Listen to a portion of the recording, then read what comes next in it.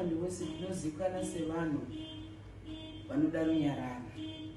Ndoda kukuyambirai kuti mapazi ekuchengetedzwa kwemutemo nerunyararo vakagadzirira zvakakwana kutora matanho uye havasi kuzoregedza kushandisa nzira dzakafanira pamusoro pemunhu kana mapoka anoda kuita zvemhirizhonga, vachikurudzira kusagadzikana kuvhiringidzwa kufambiswa kwemabasa evanhu zvakanaka uye vachida kuti kusava nerunyararo.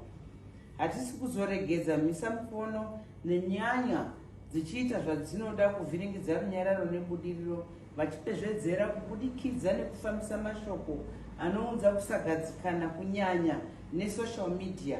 Takagadzirira zvikuru kutora matanho kune avo vachawanikwa vachiita izvi munzvimbo ipi zvayo. In other words, tukuti use of social media, be it Facebook kana kuti TikTok, tikangokona uri ipapo, we are going to bring you to book. Tinokurudzira kuti semhuri yeMashonaland West Province tienderere mberi nemabasa edu semazuva ese pasina kukadzikana kuvhunditsirwa mumabasa edu, zvikuru kuminda nekuti yezvino nguva yekukohwa kumakereke pamwe nekuzvitoro. Ndinokumbira kuti ngatikasikei kuzivisa vezvemutemo kana hofisi yangu kana taona avo vanoda kutivhiringidza kuita zvatagara tichiita. Apa tinenge tinoziva kuti vazhinji tine hotline yemuno mumaofisi.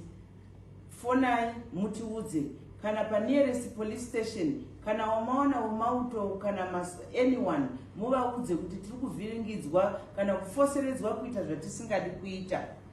Ndinokutendai nekuchengetedza runyararo nekubatana pamwe chete uye nekushanda nesimba guru muno mudunhu redu reMashonaland West. Mwari vakuru